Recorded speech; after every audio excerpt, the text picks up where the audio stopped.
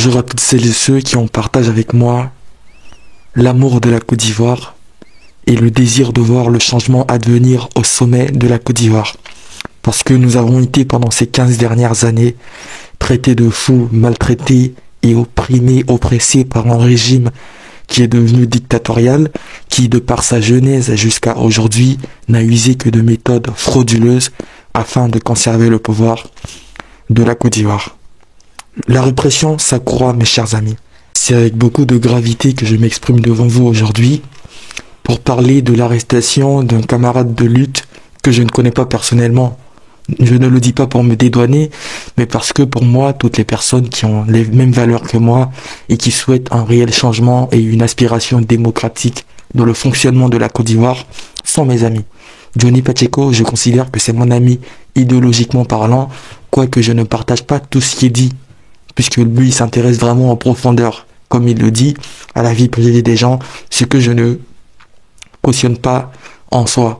Babou Koné, par exemple, il a propagé certaines fois des fake news qui ne sont pas mes méthodes ici. Moi, je suis, on va dire, très factuel, mais je sais passer au-dessus de toutes ces discordances entre eux et moi pour soutenir la lutte. Donc, une personne qui est arrêtée pour avoir exprimé son opinion, pour moi, est une personne victime du système et qu'il faudrait soutenir parce que toute personne, je le répète, toute personne qui ose prendre la parole sur les réseaux sociaux, mettre une caméra comme ça, s'asseoir et dire ce qu'elle pense réellement d'un pouvoir qui aujourd'hui n'a rien de démocratique, cette personne devrait être saluée. Cette personne devait être encouragée à continuer ce qu'elle fait tant qu'elle respecte bien sûr les textes qui sont en vigueur. Et donc, il faut qu'on essaye de contextualiser ce qui se passe aujourd'hui avec l'arrestation de Babou Koné. Il y a une répression qui ne dit pas son nom en ce moment en France. Tout a commencé avec le monsieur, je ne sais pas si vous vous rappelez de lui, qui a osé gifler Macron, qui est allé visiter des gens. Ce monsieur, pour avoir giflé Macron, il a pris 6 mois. Et j'ai envie de dire que c'est grave de gifler un président. C'est grave tout simplement de porter atteinte à l'intégrité physique d'une personne. Ok. Autre fait. Tu as Nathalie Yamb, la défenseuse d'une Afrique nouvelle et qui pourfend beaucoup la France-Afrique, qui a été interdite d'entrer sur le territoire français pour avoir dit que la France soutenait des dictatures en Afrique et que la France, avec ses entreprises, avait une sorte de droit de préemption, de privilège sur l'économie des anciennes colonies qu'elle a en Afrique francophone. Pour avoir dit ça, pour avoir dit ce qui est réellement, Nathalie Yamb a été interdite d'entrer sur le territoire français. Tu as plus récemment Kémy Séba. J'ai pas besoin de présenter Kémy Séba. Toute personne qui s'intéresse vraiment à une Afrique qui change, une Afrique nouvelle, connaît Kémy Séba pour ses positions très virulentes parfois sur la France-Afrique et ses méandres. Kémy Séba est français à l'origine. Kémy Séba est français. Et aujourd'hui, pour avoir dit une chose qui ne plaît pas, on lui a retiré sa nationalité française. Comme quoi, il serait contre les intérêts de la France, donc on la lui retire. Une personne qui est française. Si cette répression du régime de Macron, qui aujourd'hui ne veut même pas entendre les voix dissonantes, s'attaque même aux personnes qui ont la nationalité française, c'est pas une personne comme Babou Koné qui vont rater. L'erreur de Babou Koné, ça a été de ne pas être en régularité vis-à-vis de l'administration française, vu qu'à ce qu'il paraît, il n'a pas de papier. Ça, je peux m'attarder là-dessus. Ce sont des choses qui arrivent, les gens savent pourquoi ils sont en France, les gens savent ce qu'ils sont venus chercher en France. Ce monsieur, c'est pas un délinquant, c'est pas un voyou, il a une famille ici, apparemment il a même un enfant. Donc il faudrait considérer cela dans la décision définitive que la chambre administrative devra rendre. C'est une question de droit, on reviendra bien évidemment sur ce point pour essayer de décortiquer. Mais ce que j'ai envie de dire, s'il y a des gens comme Babou Koné qui sont obligés, à cause de la répression qu'il y a en Côte d'Ivoire et du fait que plus aucune voix contraire ne peut sonner, de venir ici en France et de prendre l'asile, ça devrait intéresser et faire cogiter nos dirigeants, surtout les gens du RHDP. Pourquoi énormément d'activistes ne peuvent pas être en Côte d'Ivoire et sont obligés d'aller à l'exil. Alors qu'on a un texte en Côte d'Ivoire qui dit qu'aucun Ivoirien ne doit vivre en exil. Mais il y a combien de gens en exil aujourd'hui sous Alassane Ouattara? Combien de gens?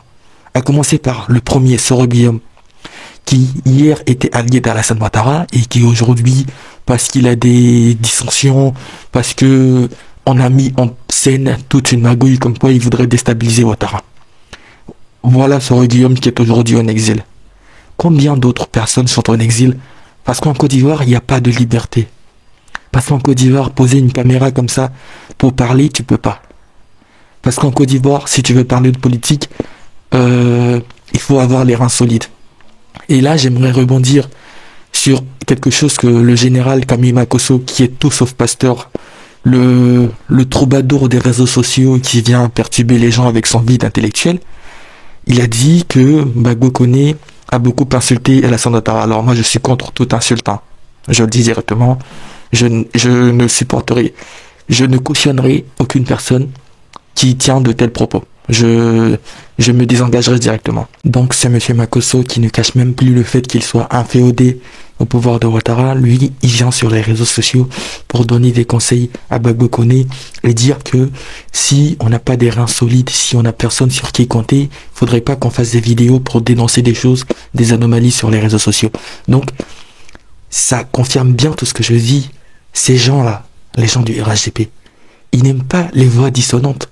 Ils veulent mettre en place un conformisme général, comme dans 1984, et toute personne qui hausserait le ton pour dire « A » au lieu de « A », bah, cette personne serait bonne à emmener au goulag en prison et être torturée. C'est tout ce que ça confirme. Et Makosso, je reviendrai sur vous dans une prochaine vidéo. Vous, on va se récupérer, mais vraiment sur des termes respectueux, ne vous en faites pas. Et ceux qui sont à l'origine de cette arrestation, ceux qui ont donné le coup de signal, parce qu'on n'arrête pas une personne du jour au lendemain comme ça. Apparemment, il est sous OQTF depuis longtemps. Ça, rien n'a été prouvé là-dessus, mais ce qui est sûr, c'est que, comme l'a dit son avocat, il n'a pas de titre de séjour et sa demande d'asile a été refusée à de nombreuses reprises. Ce qui d'ailleurs remettra en question beaucoup la justice française, sachant que si lui, il est expulsé, Gbagbo Koné, en Côte d'Ivoire, sachant tout ce qu'il a dit sur le régime de Ouattara, je ne donne pas long feu de son existence dans ce pays de répression comme la Corée du Nord. Donc on sait bien que c'est Ouattara qui est à l'origine de tout cela. On sait bien que Ouattara a donné le coup de signal. C'est clair, à l'approche de l'élection présidentielle, il faut abattre tous ceux qui pourraient contester les résultats. Quand je dis contester, c'est pas par les armes. Parce que nous, ce qu'on a de plus fort aujourd'hui, c'est pas les armes, c'est le cerveau. C'est ce cerveau-là qu'on utilise pour déstabiliser le régime avec nos paroles. Ce cerveau qu'on utilise pour dire non au 4e mandat. C'est ce cerveau qu'on utilise pour sensibiliser les gens à mettre la pression sur la CEI afin que la révision de la liste électorale se fasse. Il n'y a pas de violence ici. Il n'y a pas de coup d'État. Le coup d'État n'est pas dans notre créneau. Il y a le fait de verser le sang, par exemple, de nos concitoyens, ce n'est pas dans notre corde. Ça ne fait pas partie de notre manifeste. On est des gens pacifiques. Jamais tu me verras appeler à ce qu'un Ivoirien prenne des armes pour descendre dans la rue pour contester le résultat d'une élection, aussi truquée soit-elle. Je demanderai juste de faire preuve de pacifisme en descendant dans la rue et de contester simplement. Voilà. On ne demande pas de violence. De toute façon, on n'est pas le camp de la violence ni le camp de la répression. Toujours est-il que, bien sûr, il faut mettre des limites quand il s'agit de pacifisme, parce que le pacifisme peut devenir une sorte de tremplin pour que l'adversaire puisse continuer à nous marcher sur le pied. Donc la répression en France, elle est réelle. Macron voit son pouvoir tanguer. Macron, du fait qu'il a eu beaucoup d'échecs, notamment dans sa politique africaine, eh bien, en ce moment, il se défoule sur tout le monde.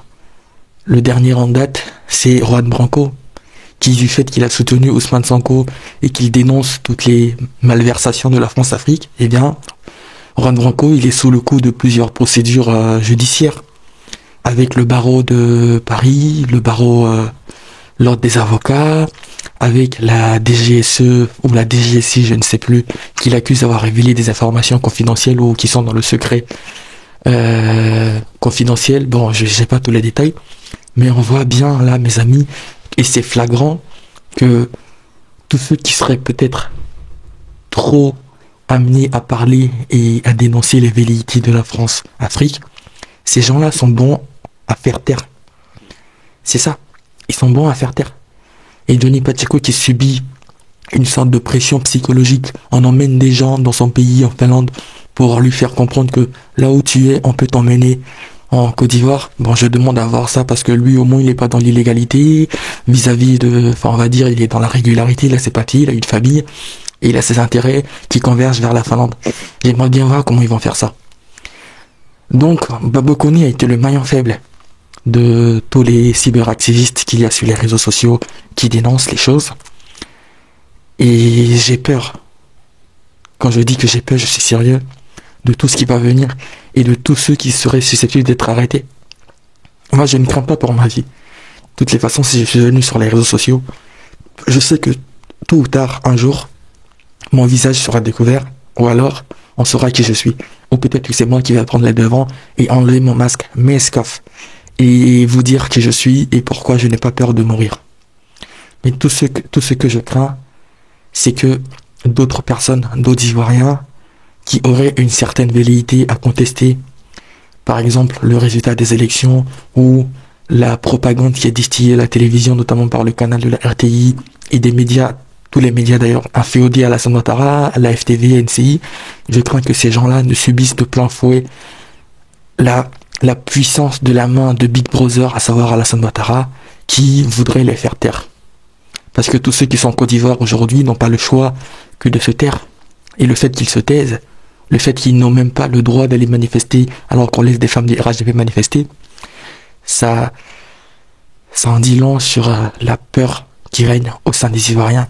Ces Ivoiriens qui étaient prêts à tout avant pour défendre leur liberté, et bien ces Ivoiriens se taisent, ils se terrent chez eux. Parce que bien sûr, faut pas trop élever la voix, parce que bien sûr, si tu parles trop, on te ferme toutes les portes. Et c'est ça que Makosso a dit et avoué de manière honteuse. Si tu veux parler du régime en place, si tu veux critiquer leur détournement d'argent massif, eh bien, il faut que tu aies soit un parrain solidement en place en Côte d'Ivoire. Pourquoi avoir un parrain pour venir parler? Est-ce qu'on a besoin d'une caution quand il s'agit de liberté d'expression? Il y a des textes qui existent, mais pourquoi les juges interprètent de manière malhonnête les textes pour faire arrêter tous ceux qui, comme moi, viennent sur les réseaux sociaux et portent la voix des sans-voix qu'il y a en Côte d'Ivoire en ce moment? Je vous le disais en introduction de cette vidéo, c'est avec la voix très grave que je l'ai faite, que je l'ai tournée. J'espère que cette vidéo vous trouvera dans de bonnes conditions et surtout faites attention à votre entourage avec qui vous parlez de politique, faites beaucoup attention. Si vous êtes religieux, priez pour la Côte d'Ivoire. Bon mois de carême à tous les musulmans et puisse le Dieu auquel tout le monde croit abattre sa main sur la Côte d'Ivoire afin que les esprits du mal et ceux qui nous veulent du mal puissent s'en aller définitivement en octobre 2025. Puisse Dieu bénir la Côte d'Ivoire. Merci.